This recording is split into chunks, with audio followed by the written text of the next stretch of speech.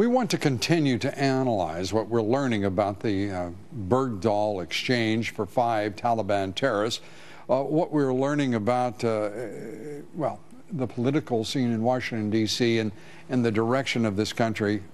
Joining us is Lauren Fox, political reporter with U.S. News and World Report, Pulitzer Prize-winning columnist for the New York Post, Michael Goodwin. Michael, also Fox News contributor. Let me start, if I may, with you, Lauren. And why do you suppose it is we're not seeing more reporting referencing the outstanding reportage of Rolling Stone magazine, and specifically Michael Hastings? Well, I think one of the reasons is that it's still very early on, and the White House has been very careful to defend its decision to get back Sergeant Bergdahl. And I think that one of the reasons that we're not hearing a lot about this is that the White House would much rather this information start to leak out slowly. They're not interested in getting ahead of themselves until Sergeant Bergdahl is back in the United States and back reunited with his family. They are so far behind themselves, Lauren, they couldn't possibly get ahead of themselves, could they? That couldn't possibly be even a remote concern for this White House in the Bergdahl exchange. Certainly, this has exposed a lot of dicey territory for the White House. You know, lawmakers on Capitol Hill have been outraged about this. Even Senator Dianne Feinstein has said that she really wishes that the White House would have made Congress aware previous to this exchange. So I think it's created a lot of problems for the president on both sides of the aisle. I think you put that rather generously, I must say. Michael, your thoughts? The same question. We have so much in the public arena. This is such, I mean, the Rolling Stone article, Michael Hastings in death, I mean, he said 5. He reported 5 would be swapped for Bergdahl. Right. And 2 years later, it's 5. Talk about extraordinary reporting. Well, and we might ask, why didn't Congress jump on that at the time and demand answers? If Hastings knew that, why didn't Congress know that? Or did Congress know that? And secondly, Lou, there's no excuse for them not to have known, is there? That's right. Certainly, if it's been published somewhere, I mean, don't they have staffs who read Rolling Stone or read everything? I might ask the same question of the national media. Of course. Why in the world? I mean, there is so much. I can reference it again, and my hat's off to Rolling Stone. It's a left-wing publication. It did an incredible job here. Michael Hastings, he nailed it.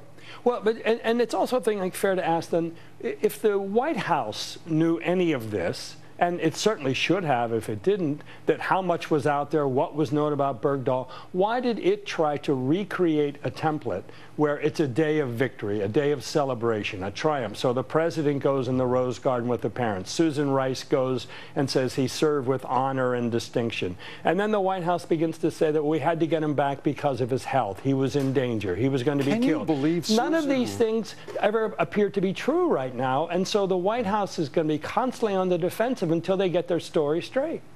Are we to ever expect truth from this administration, Lauren Fox? Well, I think that what should we expect of them? I mean, I think this administration went to the Rose Garden. The president has defended that decision, partly because they knew how complicated this was going to be in terms of the rollout, and they knew how this might be perceived. Rollout? Well, I think that there's a discussion that has to happen about what is going to be the reaction on Capitol Hill. Obviously, the White House wasn't telling members of Congress what they were proposing to do. So I think that was part of the decision-making process and going out to the Rose Garden. Has this... go ahead, Mike. Well, I mean, but I just think whatever their explanation, they look foolish. I mean, no one is celebrating this. His own hometown canceled its welcome home ceremony. And that's extraordinary. Yes. I mean, that is sad. And so how did the White House not anticipate any of this, or did they think they could just get away with it? I mean, the whole idea of Susan Rice saying he served with honor and distinction when there were written reports that he had deserted. So and then tried haplessly, awkwardly, yes, embarrassingly to try to justify her words. She could only bring into context one of them with a lame reach, and the other she dismissed. Right. And gave up on distinction. That just because he enlisted voluntarily, that is an honorable thing to do. But that is not what she said originally. She said he served with honor and distinction. Well, this is a deserter. So imagine yourself one of his colleagues. You know the truth, and here's the president and the secretary or the chief security advisor saying these things. I mean, it makes you sick because you know the truth. Think how you must feel in uniform today. Yes. The VA scandal, the way in which our veterans are being treated. How you must feel that young men died going after a man who right now, all evidence points to squarely, is a deserter. And in a White House in which is domiciled the commander-in-chief has attacked those who served with him, who question his loyalty to them and to their country. This is a horrible day to even reflect on these circumstances. And it's D-Day of all days for that to be happening. Thank you very much, Michael Goodwin. Lauren Fox, thank you. Thank you. Time for a look at our online poll results. We ask whether you believe President Obama is driving the migration of illegal immigrant children across our southern border. 96% of you replied yes. Our poll question tonight, 70 years after D-Day, do you believe we're still winning? Cast your vote at LouDobbs.com. And President Obama giving late-night hosts a lot of material to work with this week. Here is Jimmy Kimmel's take on the president's leaked workout video. Fitness experts have been criticizing the president's form.